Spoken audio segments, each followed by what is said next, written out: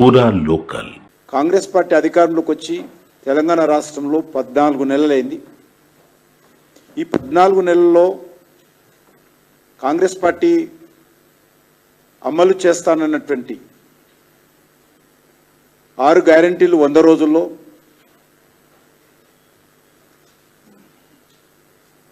మరో 420 సబ్ గ్యారెంటీసు అమలులో పూర్తిగా వైఫల్యం చెందింది.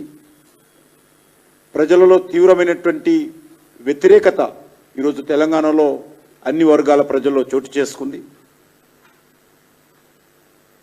దాన్ని కప్పిపుచ్చుకునేటువంటి ప్రయత్నంలో భాగంగానే, ప్రజల దృష్టిని మళ్లించేటువంటి కార్యక్రమంలో భాగంగానే నా పైన ముఖ్యమంత్రి గారు ఎదురుదాడి చేస్తూ ఉన్నాడు, తప్పుడు ఆరోపణలు చేస్తూ ఉన్నారు.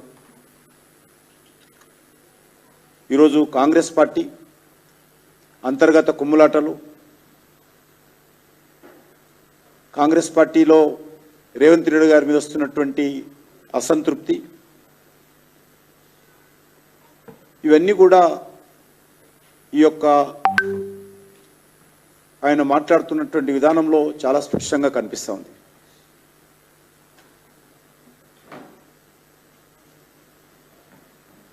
భారతీయ జనతా పార్టీనో మమ్మల్ని బ్లాక్మెయిల్ చేసినంత మాత్రాన, బెదిరించినంత మాత్రాన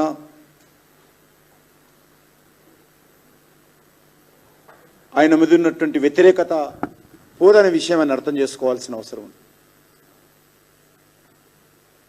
నిందలు మోపినంత మాత్రాన, అసభ్యంగా వివరించినట్లంత మాత్రాన, అబద్ధాలు వ్యాప్తి చేసినంత మాత్రాన ప్రజల్లో కాంగ్రెస్ మీద వ్యతిరేకత తగ్గదన్న విషయాన్ని నేను ఈ సందర్భంగా మనవిస్తాను. ఆ లెక్కన ఈరోజు రేవంత్ రెడ్డి గారి మాట తెలంగాణ ప్రజలు వినే పరిస్థితి లేదు. తెలంగాణ ప్రజలు ఈరోజు గత శాసనసభ ఎన్నికల్లో మేము మోసపోయాము,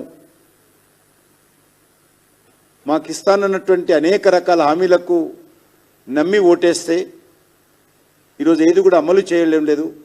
కాబట్టి ఈరోజు తెలంగాణలో ఏ సామాజిక వర్గం కానీ ఎవరు కూడా ఈరోజు రేవంత్ రెడ్డి మాటలను సీరియస్గా తీసుకునే పరిస్థితి లేదు. బట్టి గౌరవ ముఖ్యమంత్రి గారు కాబట్టి ఆయన వ్యక్తిగతంగా నా మీద, మా పార్టీ మీద, మా ప్రభుత్వం మీద ఆరోపణలు చేశాడు కాబట్టి చెప్పాల్సినటువంటి అవసరం ఉంది కాబట్టి నేను చెప్తా ఉన్నాను. నిధులు రావడానికి రాష్ట్రంలో, ఏ రాష్ట్రంలో అయినా ఒక నిర్దిష్టమైనటువంటి కార్యాచరణ ప్రణాళిక ఉంటుంది.